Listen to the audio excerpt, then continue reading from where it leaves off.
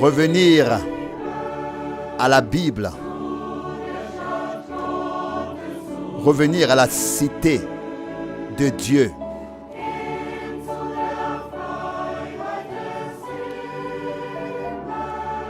À l'unité du ciel. À l'union qui vient du ciel. Oh, quel bonheur béni. Revenir. Sortant de la confusion. Là où il y a beaucoup de roches mortes. Revenir dans la lumière du matin.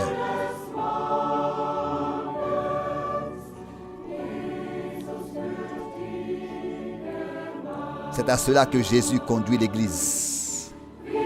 Revenir à la Bible.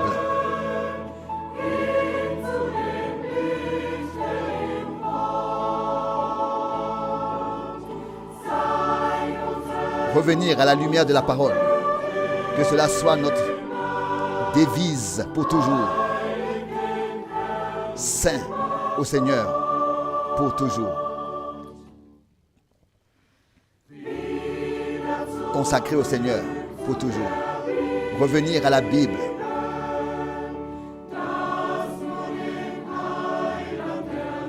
C'est ce qui réjouit le Sauveur.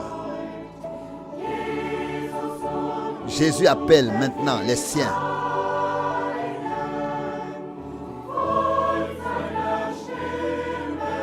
Suivez sa voix encore aujourd'hui. Répondez à sa voix encore aujourd'hui. Souvent nos pères se languissaient quand ils habitaient à Babel. Nous avons maintenant atteint Sion.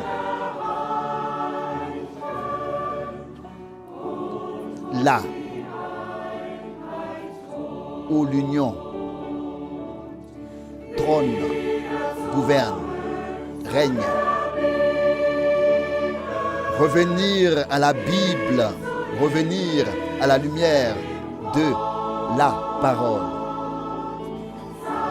Que cela soit notre devise pour toujours. Être consacré au Seigneur. Continuellement.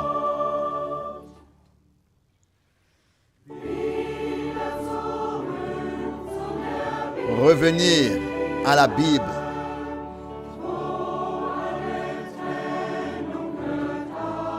Où toute séparation cesse. Fuir de Babel à Sion. Oh, quel parcours béni. Oh, combien de temps nous avons cherché. Aspirant à la lumière. Mais maintenant, au temps du soir, nous l'avons trouvé comme le promet la parole. Revenir à la Bible, à la lumière de la parole. Que cela soit notre devise pour toujours, pour toujours. Être consacré au Seigneur continuellement.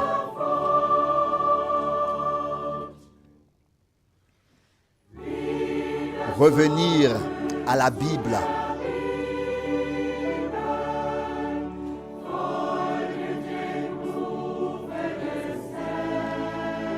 Répondez à l'appel du Seigneur. Revenir aux paroles du Sauveur.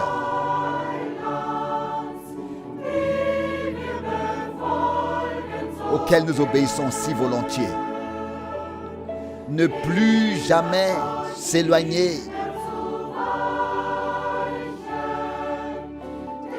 de celui qui nous libère si glorieusement. Nature céleste, déjà ici sur terre. Oh, quelle béatitude!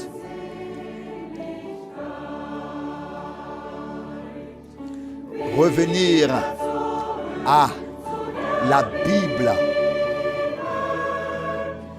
revenir à la lumière de la parole.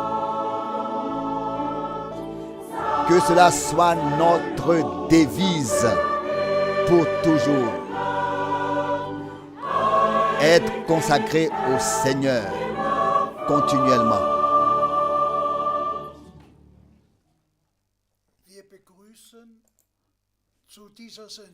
Nous souhaitons une cordiale bienvenue à tous les frères et sœurs du monde entier qui se sont connectés à cette émission de méditation de la parole biblique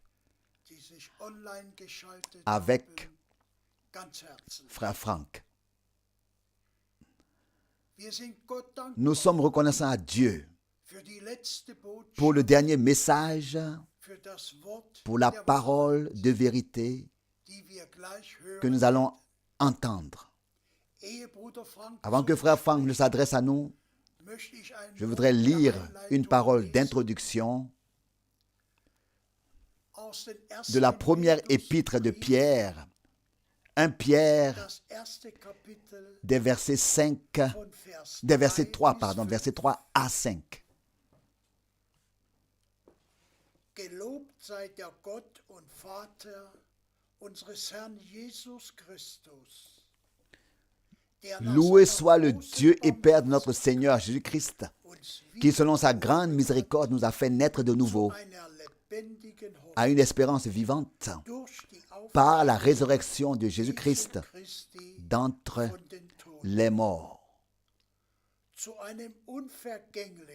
pour un héritage qui ne peut ni se corrompre, ni se souiller, ni se flétrir, lequel vous est réservé dans les cieux. À vous qui, par la puissance de Dieu, êtes gardés par la foi pour le salut, prêt à être révélé dans les derniers temps. Jusqu'ici, cette parole précieuse de Dieu. Je demande maintenant au frère Franck. Je voudrais moi aussi saluer très chaleureusement tout le monde et transmettre aussi les nombreuses salutations. C'est merveilleux de recevoir des salutations du monde entier et de pouvoir ensuite les transmettre de la part de ceux qui ont été bénis par la parole, de ceux qui ont été interpellés, touchés par la parole, de ceux à qui la parole a été révélée. Nous sommes très, très reconnaissants pour la grâce que Dieu nous a accordée. Parlons très brièvement de notre époque. J'espère que tous les frères comprendront que je ne peux pas transmettre personnellement les salutations aujourd'hui. Les salutations de chacun, c'est tout simplement un comble de vouloir transmettre toutes les salutations personnellement. Nous sommes arrivés à une époque où personne ne sait ce qui va se passer. Tout le monde se demande ce qui va se passer ensuite. Et lorsque nous avons entendu l'annonce de M. Poutine qu'il souhaitait proclamer la victoire le 9 mai, le 9 mai lui rappelle, et nous aussi, la fin de la Seconde Guerre mondiale. Lorsque l'armée russe a célébré la victoire à Berlin. Mais le Seigneur sait tout. Nous sommes à la fin des temps, guerre, des guerres et des cris de guerre, des famines et des pestes, des temps coûteux. Tout ce qui a été prédit se produit sous nos yeux et nous sommes reconnaissants au Seigneur pour l'orientation que nous avons dans la parole de Dieu. Maintenant que nous sommes arrivés au mois de mai, permettez-moi de mentionner brièvement deux choses. C'était le 7 mai 1946, lorsque Frère Branham a reçu l'ordre, le mandat direct, et qu'il lui a été dit exactement quel ministère lui a été donné, qu'un don de guérison divine lui serait donné et qu'il devrait annoncer l'Évangile. Nous tous qui connaissons le message de la fin des temps, nous savons ce qui a été dit et ce qui a ensuite été exécuté. Ensuite, nous avons le 14 mai 1948, lorsque Ben Gurion a proclamé l'État d'Israël. Après tous ces milliers d'années, Israël est devenu un État. Des prophéties bibliques se sont accomplies sous nos yeux. Mais il est effectivement écrit que Jérusalem sera foulée aux pieds par les païens jusqu'à ce que les temps des païens soient révolus. Et nous sommes effectivement sur le point où ces choses, ces grandes choses vont se produire très prochainement. Nous serons tous émerveillés par ce qui se passera au Proche-Orient, ici et là, et dans le monde entier. C'est la fin des temps. Et tout ce qui a été prédit s'accomplit. Mais aujourd'hui, il s'agit pour moi de placer la prédication biblique sur le chandelier et de ne laisser valoir que ce que Dieu lui-même a dit dans sa parole. Nous l'avons entendu dans la parole d'introduction. Loué et exalté soit le Dieu et Père de notre Seigneur Jésus-Christ, qui nous a fait naître de nouveau à une espérance nouvelle et vivante. Nous allons lire aujourd'hui quelques passages bibliques afin de montrer clairement à tous que la prédication du Nouveau Testament a été fondée sur l'Ancien Testament et que la prophétie biblique de l'Ancien Testament s'accomplit dans le Nouveau Testament. Et c'est ainsi que nous demandons maintenant que frère Borg nous fasse la lecture. S'il te plaît. Nous lisons de Romains 1, versets 1 à 3a. Romains chapitre 1, verset 1. Moi, Paul, serviteur du Christ Jésus, j'ai été mis à part par un appel à être apôtre pour annoncer le message du salut de Dieu. Il est question ici de l'appel à proclamer la parole en tant que serviteur de Jésus-Christ. En tant que serviteur de Jésus-Christ. Nous demandons ensuite que le verset 2 soit lu.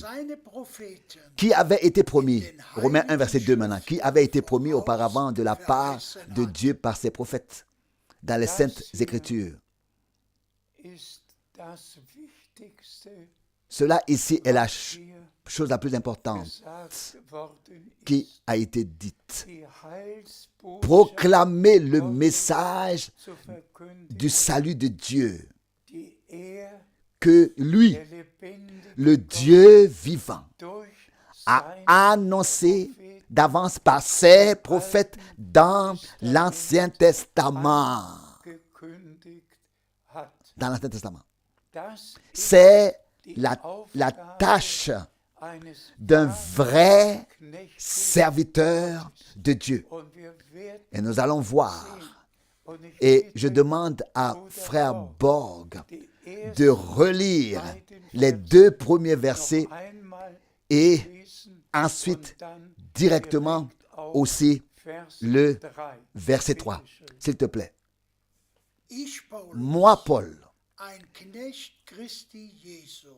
serviteur du Christ Jésus, j'ai été mis à part par un appel à être apôtre pour annoncer le message du salut de Dieu qui avait été promis auparavant de la part de Dieu par ses prophètes dans les Saintes Écritures, à savoir le message du salut concernant son Fils. Loué soit le Seigneur. Puis-je transmettre ceci à tous les prédicateurs de la terre entière, de ne pas annoncer, non pas annoncer ce que les pères de l'Église, les pères des Églises ont jamais ont annoncé, mais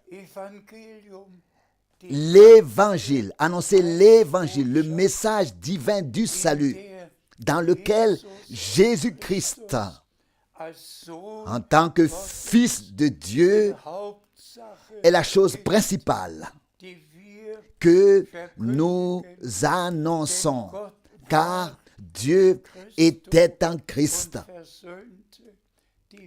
et a réconcilié le monde avec lui-même. Poursuivons notre lecture. Nous lisons dans Éphésiens chapitre 2, verset 20. Éphésiens chapitre 2, verset 20. Éphésiens 2, verset 20. Édifié sur le fondement des apôtres et des prophètes, dont le Christ Jésus lui-même est la pierre angulaire. Donc, bâti sur le fondement des apôtres et des prophètes, dont Jésus-Christ lui-même est la pierre angulaire. Les apôtres ont intégré la prophétie biblique de l'Ancien Testament dans la prédication du Nouveau Testament. Ils ont intégré la prophétie biblique de l'Ancien Testament dans la prédication du Nouveau Testament et ont tout fondé sur la Bible dès le premier instant.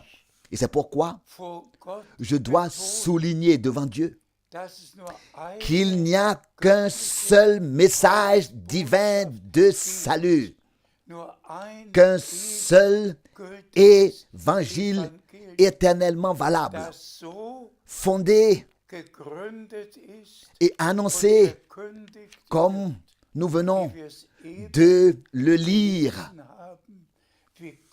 comme Dieu lui-même l'a annoncé d'avance dans l'Ancien Testament par les prophètes et l'a fait proclamer dans le Nouveau par les apôtres. Et c'est ainsi que l'édification de l'Église s'est faite sur le fondement des apôtres et des prophètes. Loué soit notre Seigneur. Toutes les autres églises ont posé leur propre fondement. Le fondement de l'Église du Dieu vivant, de l'Église de Jésus-Christ, de l'Église des fils et des filles de Dieu, a été posé ici. Et cela restera ainsi pour l'éternité. Et c'est là que nous devons maintenant revenir par grâce et même être ramenés, car la proclamation à la fin doit être exactement la même qu'au début, qu'au commencement. S'il te plaît. Nous lisons le verset 7 du psaume 2. Psaume 2, verset 7. Laissez-moi faire connaître le dessein de l'Éternel. Il m'a dit, tu es mon fils, c'est moi qui t'ai engendré aujourd'hui. Dans l'Ancien Testament, annoncé dans l'Ancien Testament, et cela est arrivé dans le Nouveau Testament, et cela a été exposé bibliquement par les apôtres qui nous l'ont transmis. S'il te plaît, nous lisons maintenant dans Luc chapitre 10, verset 22. Luc chapitre 10, verset 22. Toutes choses m'ont été remises par mon Père. Et personne ne sait qui est le Fils, si ce n'est le Père. Et qui est le Père, si ce n'est le Fils. Et à qui le Fils veut le révéler. Oui, cela aussi est tout simplement puissant. Personne ne reconnaît avec la compréhension humaine qui est Dieu, comment Dieu s'est révélé, pourquoi il est écrit ici du Père et là du Fils. Et c'est seulement en fait à qui Dieu le révélera. Si le Fils de Dieu est aussi certain que le Fils de Dieu est la révélation de Dieu lui-même sous une forme visible, ce n'est qu'ainsi que nous pouvons connaître par grâce ce que Dieu avait prévu, à savoir qu'il voulait nous rétablir dans notre position originelle de fils et de fille, et nous accorder par grâce d'être établis dans la filiation, dans la position de fils et de fille de Dieu, et qu'il nous l'a aussi accordé. Et lorsque notre Seigneur dit lui-même, personne ne connaît, ne reconnaît, donc par soi-même, cela ne va pas. Cela n'est pas possible. Nous pouvons étudier. Cela ne va pas. Nous devons et pouvons recevoir la révélation de Dieu. Nous poursuivons notre lecture. Wir lesen aus Nous lisons 2. dans 2 Samuel. 7. 2 Samuel chapitre 7, Vers 14. verset 14. Ah, Ich will ihm Vater sein, je serai pour lui père und soll et mir il sera pour moi fils. 2 Samuel 7, verset 14. Je demande au frère Borg de toujours indiquer le passage parallèle dans le Nouveau Testament. Vous pouvez tous lire par vous-même comment la prophétie de l'Ancien Testament, les prophéties de l'Ancien Testament sont devenues une réalité dans le Nouveau Testament.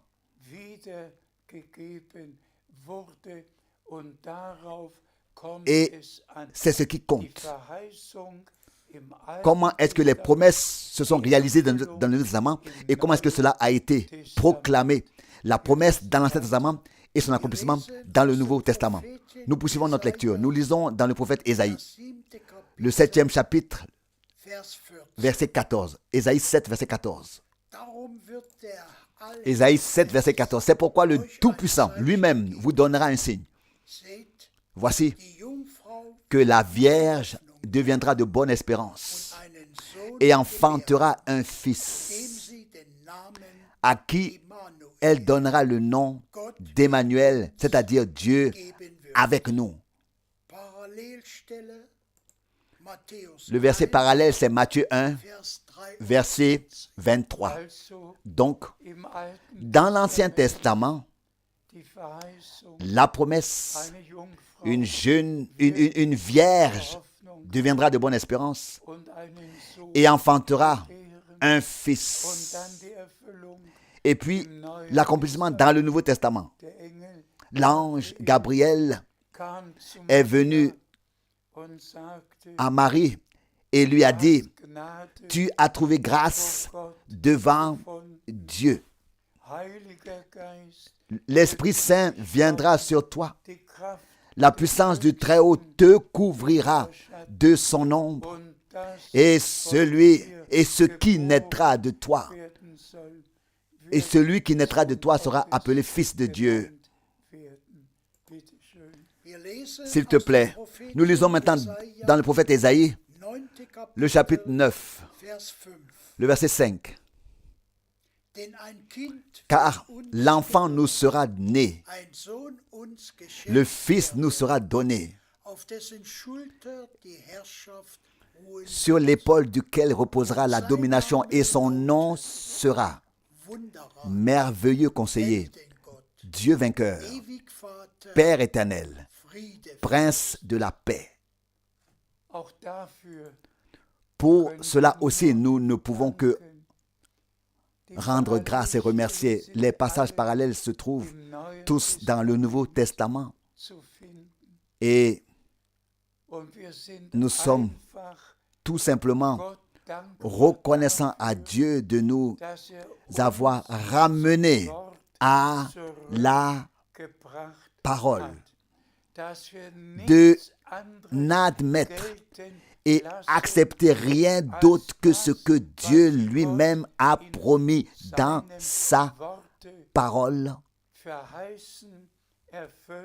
C'était promis, c'est accompli, et c'est ainsi que cela a été destiné à être proclamé. Toutes les églises peuvent avoir leur propre prédication.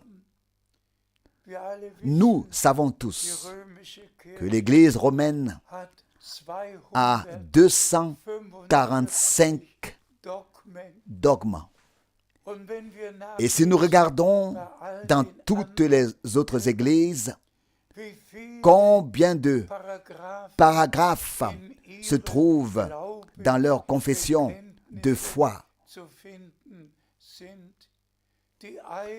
L'une d'entre elles a 39 paragraphes. Toutes ont établi, dans toutes ces églises, ont établi ce qu'elles croient, enseignent et pratiquent dans leur propre confession de foi. Ils ont établi et fixé ce qu'ils croient. Mais la confession de foi des véritables croyants est ici, est ici, est ici.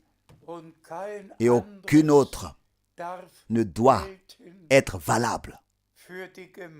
Pour l'Église du Dieu vivant, il n'y a que ce qui est écrit dans le Testament. Et un testament est définitif. Il a le sceau. Et nous en sommes reconnaissants. S'il te plaît. Maintenant, nous lisons dans Luc, chapitre 1, verset 35. Luc, chapitre 1, verset 35. Alors l'ange lui répondit, Luc 1, verset 35, « L'Esprit Saint viendra sur toi, et la puissance du Très-Haut te couvrira de son ombre. C'est pourquoi aussi la sainteté. » Aux traductions,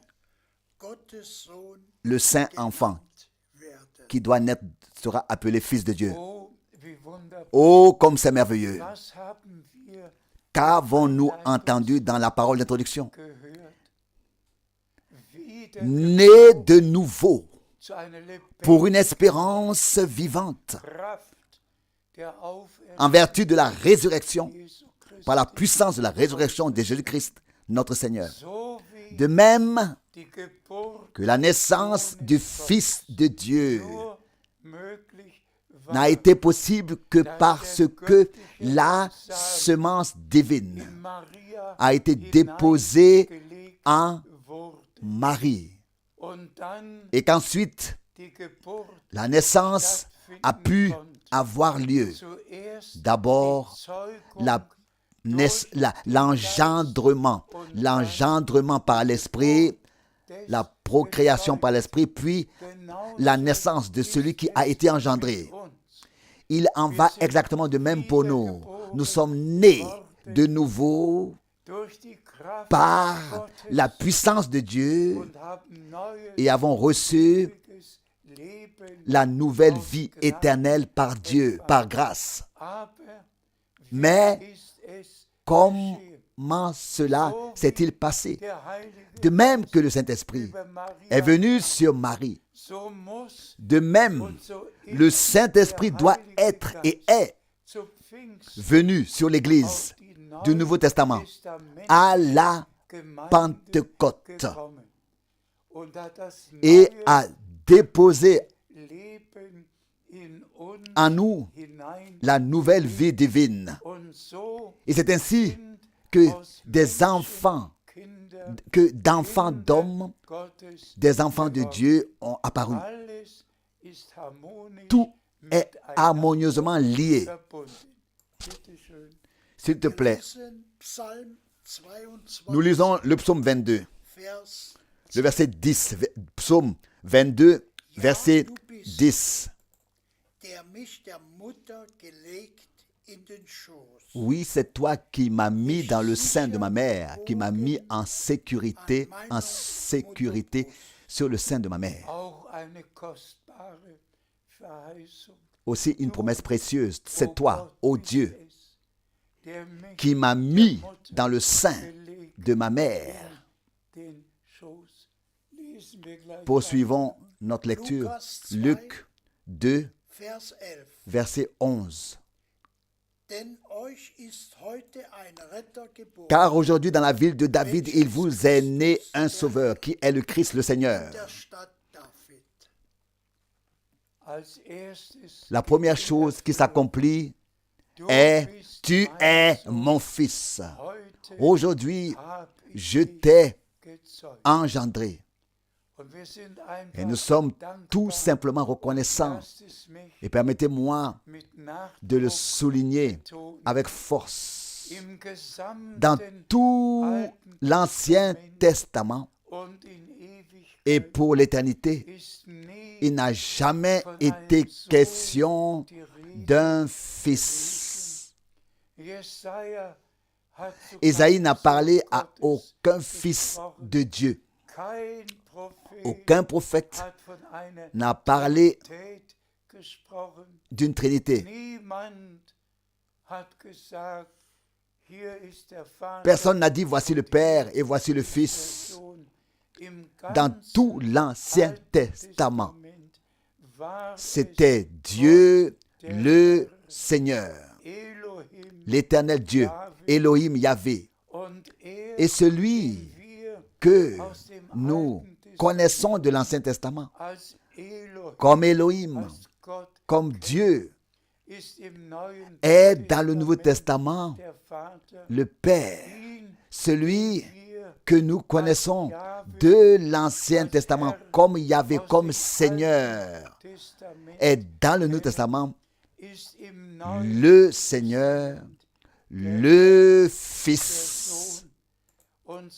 Et c'est ainsi que le Père s'est révélé dans le Fils. Dieu était en Christ et a réconcilié le monde avec lui-même. S'il te plaît. Psaume 22, verset 23. Psaume 22, maintenant le verset 23. Alors je ferai connaître ton nom à mes frères. Au milieu de l'assemblée, je te célébrerai. Le verset parallèle, c'est Hébreux chapitre 2, verset 12. Hébreux chapitre 2, verset 12. Ceci aussi est très important. Ensuite, je ferai connaître ton nom à mes frères. À mes frères. Notre Rédempteur est devenu le premier-né d'une multitude de frères, au milieu de plusieurs frères. Il nous a révélé le nom par lequel Dieu s'est révélé à nous, comme Père dans le Fils et par le Saint-Esprit.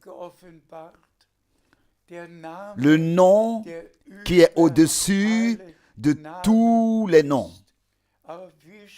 Mais comme nous l'avons déjà souligné, dans l'Ancien Testament, il est écrit « Alors je révélerai ton nom à mes frères », non pas au peuple, non pas à tous les hommes qui suivent leur propre voie, mais je révélerai ton nom à mes frères.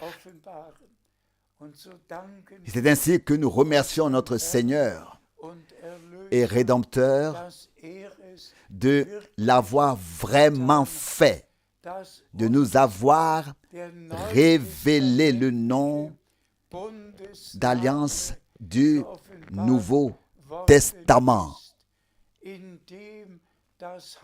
dans lequel le salut, la délivrance, le pardon, tout nous a été donné en Jésus-Christ, notre Seigneur et Rédempteur. Nous poursuivons notre lecture. Psaume 89. Psaume 89, verset 28. Et moi, je ferai de lui le premier-né, le plus élevé des rois de la terre. Psaume 89, verset 28. J'espère, frères et sœurs bien-aimés, et en particulier que tous les frères servants se réjouissent de ce que Dieu nous a ramenés au commencement, que nous respectons simplement ce que l'apôtre Paul a écrit dans sa première lettre. Nous annonçons l'évangile tel que Dieu, comme Dieu l'a promis par l'intermédiaire de ses prophètes dans l'Ancien Testament. Et jusqu'à présent, nous avons lu tous les passages bibliques de l'Ancien Testament qui sont tous repris dans le Nouveau Testament. Et c'est avec joie que je peux dire que chaque fois que je réfléchis au fait que lors de la première venue du Seigneur, 109 prophéties et passages bibliques de l'Ancien Testament ont été accomplis dans le Nouveau. Oh, alors je dis merci à Dieu pour l'Ancien et le Nouveau Testament. Et c'est un livre que Dieu nous a donné. Et nous pouvons croire de tout cœur, comme l'Écriture l'a dit. Puis-je vous poser la question, frères bien-aimés et serviteurs, annoncez-vous la parole comme nous venons de la lire, que vous classiez l'Évangile comme Dieu l'a annoncé par les prophètes dans l'Ancien Testament et comme il l'a annoncé et mis par écrit par les apôtres dans le Nouveau. Et c'est seulement ainsi que c'est réalisé et se réalise ce qui a été bâti sur le fondement des apôtres et des prophètes, où Jésus-Christ lui-même est la pierre angulaire. Nous sommes si reconnaissants à Dieu de nous avoir ramenés au commencement. Au commencement. S'il te plaît. Nous lisons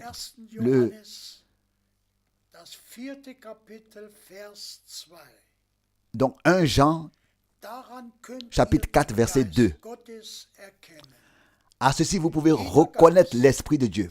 Tout esprit qui confesse que Jésus est le Christ venu dans la chair, celui-là est de Dieu.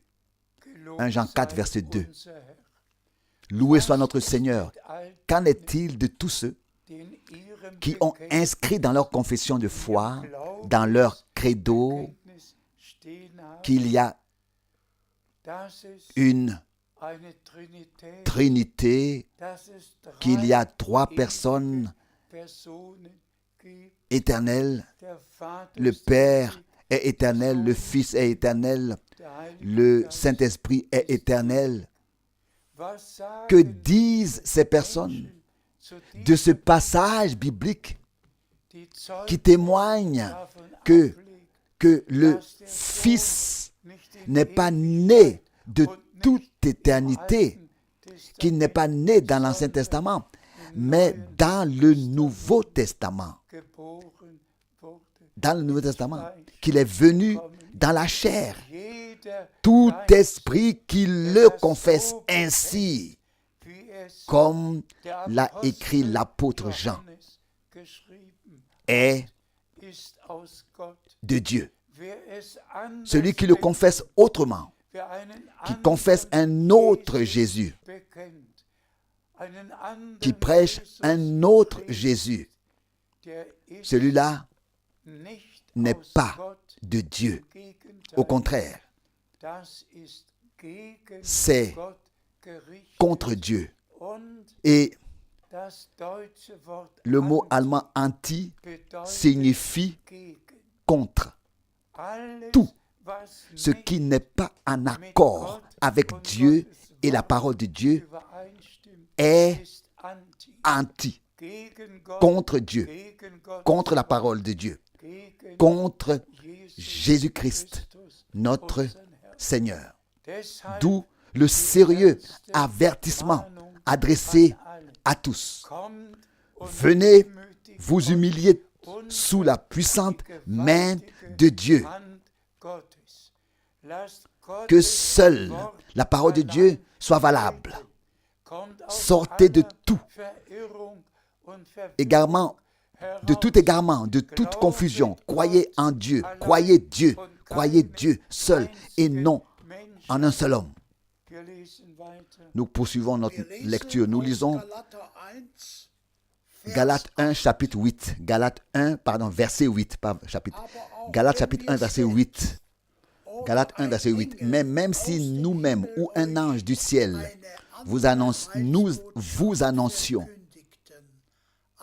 un autre message de salut que celui que nous vous avons annoncé, malédiction sur lui. Cela aussi est une parole si sérieuse. Celui qui prêche un autre évangile que celui que les apôtres ont prêché, un autre message de salut, celui-là n'a plus de message de salut et est sous la malédiction. Et si la parole nous frappe aujourd'hui de telle sorte que tous ceux qui prêchent un autre évangile sont sous la malédiction, même s'ils parlent de bénédiction. Frères et sœurs, la parole de Dieu est si sérieuse. À quoi sert-il à un ecclésiastique d'y lever la main et de faire 3 fois la croix en pensant, donc le signe de croix en pensant prononcer une bénédiction au nom du Père, du Fils et du Saint-Esprit. Du Saint-Esprit. C'est un blasphème, mais pas une bénédiction.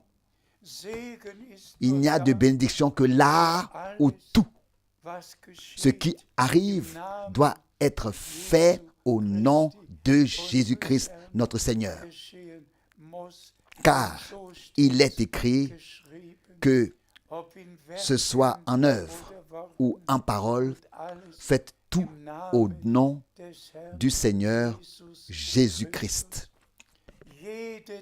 Tout baptême, toute bénédiction, tout se fait au nom du Seigneur Jésus-Christ, selon le témoignage des Saintes Écritures.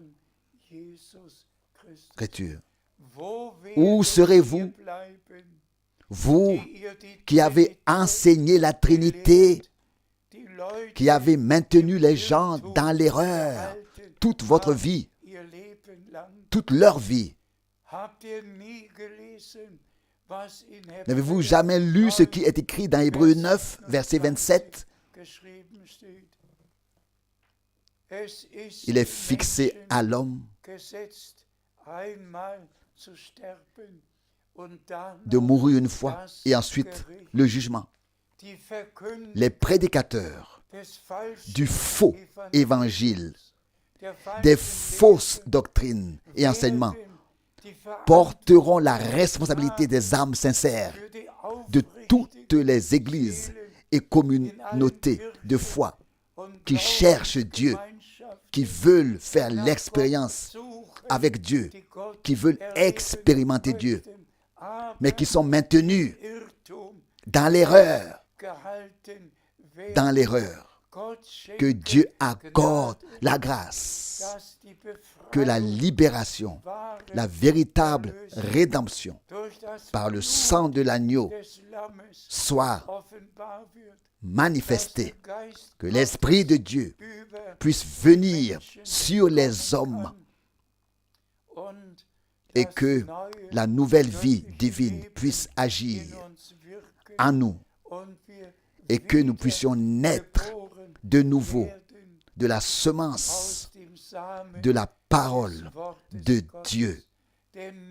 Car seul celui qui est vraiment né de Dieu a la vie éternelle. Et seul celui qui a la vie éternelle peut vivre et vivra éternellement. Oh, comme il faudrait proclamer haut et fort, d'une voix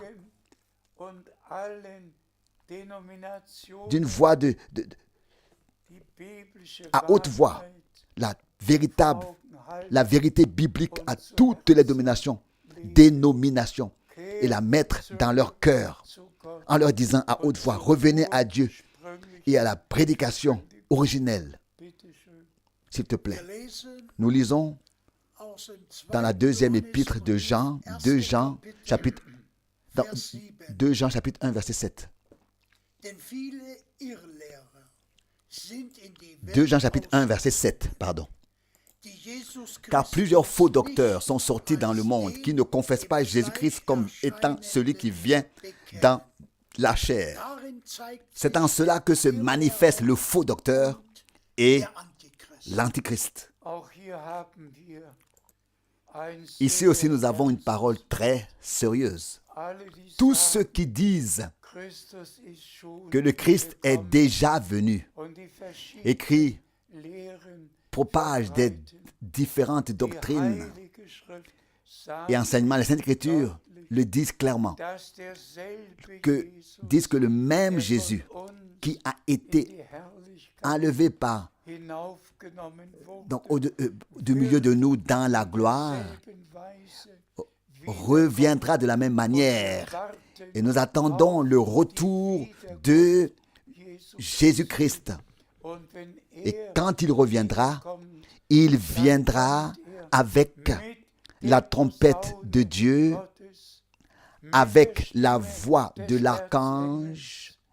Et alors, ceux qui se sont endormis en Christ entendront l'appel au réveil et ressusciteront. Et nous, les vivants, nous serons changés et enlevés ensemble pour rencontrer le Seigneur dans les airs et entrer ensuite avec lui dans la gloire. Donc, s'il vous plaît, croyez que le même Seigneur, de la même manière, reviendra, tel qu'il est monté au ciel. Poursuivons notre lecture. Nous lisons dans 2 Timothée, le chapitre 4, versets 3 et 4. 2 Timothée, chapitre 4, versets 3 et 4. Car il viendra un temps où les hommes ne supporteront pas l'enseignement saint, mais ayant la démangeaison d'entendre des choses agréables, ils se donneront une foule de docteurs selon leur propre désir.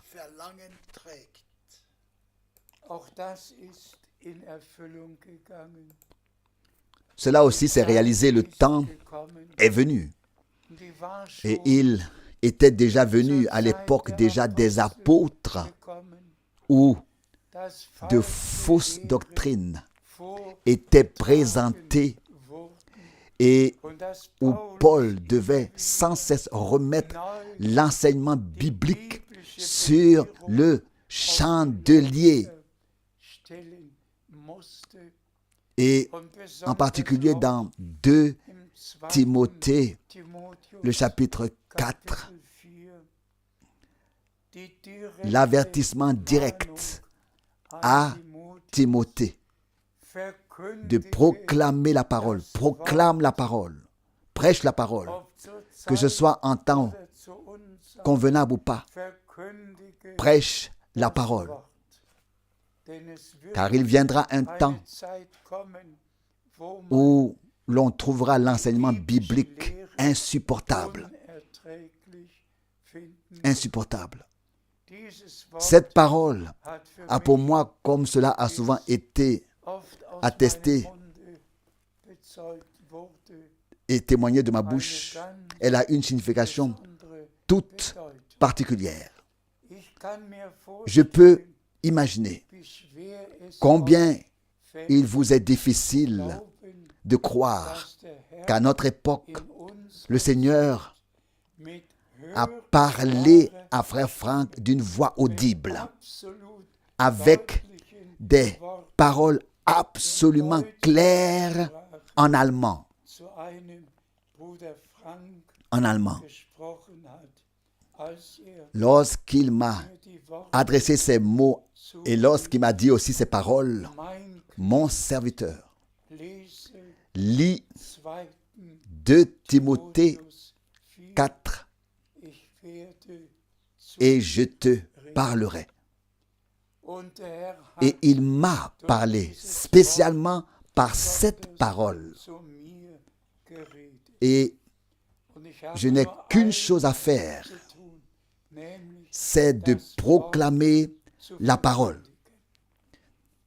L'Église est bâtie sur le fondement des apôtres et des prophètes.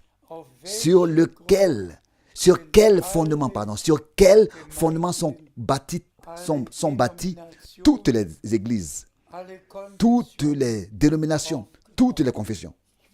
Je ne vais pas m'étendre sur ce point. Poursuivons notre lecture.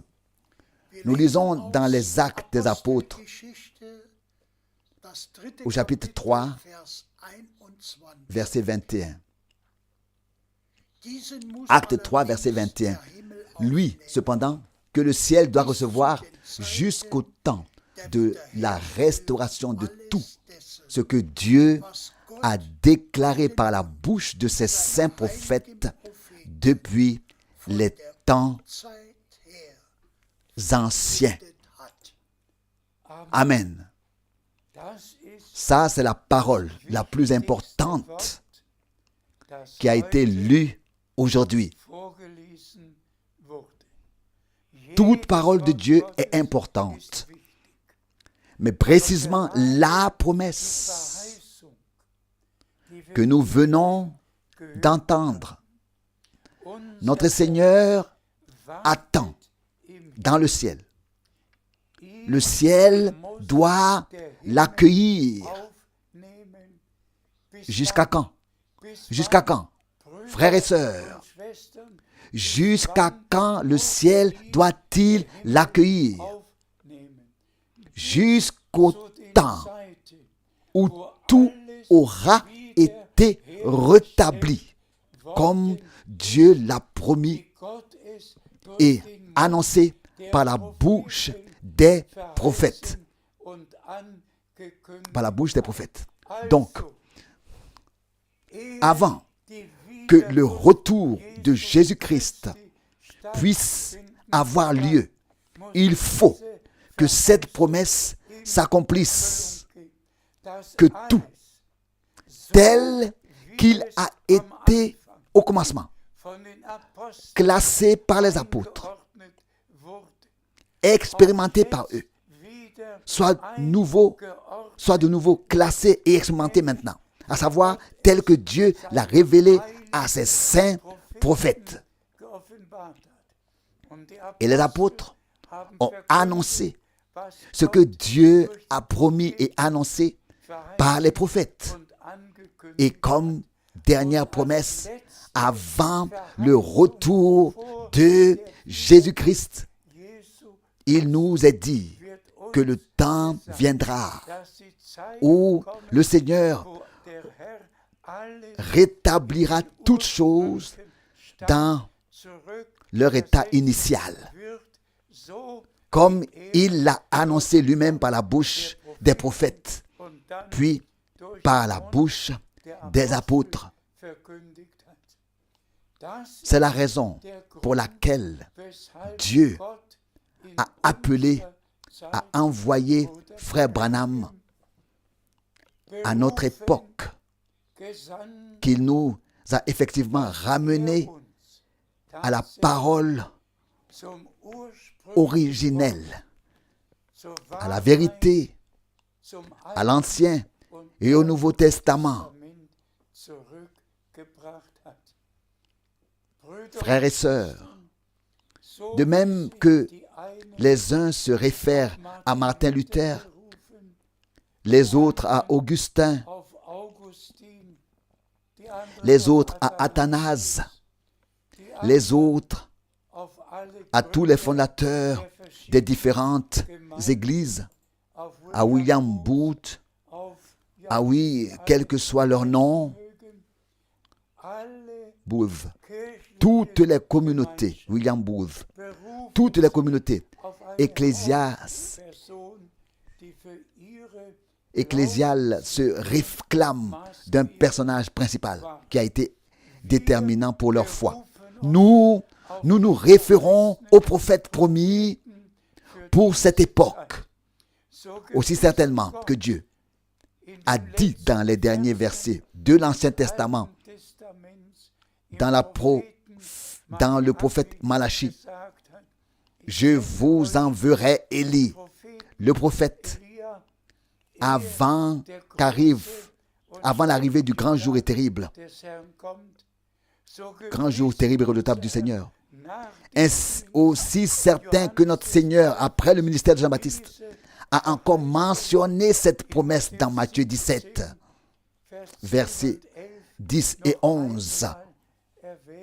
Élie viendra en premier et remettra tout en place.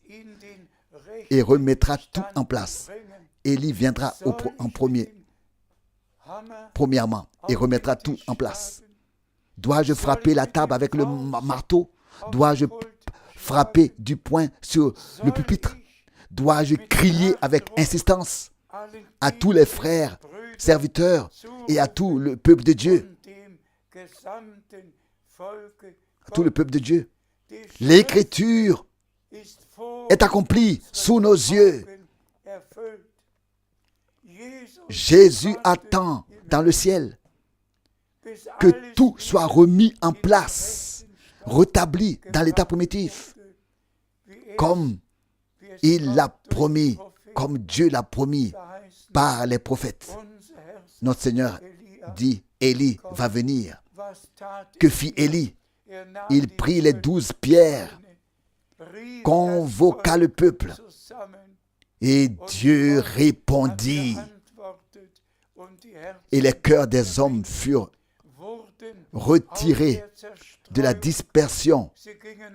Ils allèrent tous dans des directions différentes. Les cœurs des enfants d'Israël furent ramenés à Dieu. Et cela a eu lieu sur le mont Carmel. Ramenés à la parole de Dieu. C'est exactement ce qui s'est passé à notre époque. Oh, que pourrait-on dire de plus? Notre temps est révolu. Que le Seigneur Dieu nous bénisse tous. Nous attendons le retour du Seigneur. Il ne peut se produire que lorsque tout aura été rétabli dans son état initial. S'il vous plaît, respectez la sainte parole de Dieu. Si vous ne tenez pas compte de la parole de Dieu, Dieu vous laissera partir. Ne vous inquiétez pas du tout. Celui qui n'a rien à dire, celui à qui la sainte parole n'a rien à dire, la sainte parole de Dieu n'a rien à dire, il n'a plus besoin d'ouvrir la Bible en fait. Il peut lire un roman et se mettre au lit, n'est-ce pas? Je conclurai en disant, l'Éternel Dieu a tenu ses promesses. Il a envoyé Élie. Il a tout restitué, tout restauré. Tout a été ramené. Tous les enseignements bibliques, toutes les pratiques bibliques qui concernent la divinité, le baptême, le péché originel, l'incrédulité, tout. L'incrédulité, le péché original, l'incrédulité, tout. Maintenant, cela doit être fait dans les vrais croyants qui n'appartiennent pas seulement à une église, mais à l'église épouse de l'agneau. De l'agneau. Car c'est ainsi que c'est écrit. Et son épouse s'est préparée. Il n'est pas écrit et toutes les églises et toutes les communautés se sont préparées. Mais son épouse s'est préparée. Et maintenant, sous la proclamation de la vraie parole rétablie, tout a été annoncé comme au commencement. Tout a été prêché comme au commencement. Et le Seigneur lui-même, maintenant, achèvera son œuvre en nous tous qui croyons de tout notre cœur. Et nous attendons tous, chaque jour, que la dernière action surnaturelle de l'Esprit de Dieu se manifeste et que le Seigneur lui-même achève tout par grâce. Soyez bénis par la bénédiction du Dieu Tout-Puissant et en particulier tous les frères qui servent. Lisez donc tous ces passages bibliques. Humiliez-vous, prosternez-vous sous la parole de Dieu et que le Seigneur vous donne la grâce de transmettre la parole de Dieu, la même parole, comme une nourriture divine, car l'homme ne vit pas de pain seulement, mais de toute parole de Dieu. Que le Seigneur, Dieu, vous bénisse au saint nom de Jésus. Alléluia. Amen. Amen. Nous nous levons et frère Borg prie encore avec nous. Père Céleste, nous te remercions pour ta précieuse parole que nous avons entendue ce matin dans cette émission. Nous te remercions de t'être adressé à nous personnellement, d'avoir parlé avec nous. Donne la grâce à tous ceux qui ont entendu ta parole, de reconnaître ce que l'Esprit avait à nous dire à tous ce matin. Rends grâce. Je te rends grâce pour cette émission. Seigneur, je te remercie pour ta bénédiction. Tu as donné la grâce pour parler et tu as donné la grâce d'écouter, de parler et d'écouter. C'est à toi que revienne l'honneur et l'adoration au nom de Jésus. Amen. Amen. Amen.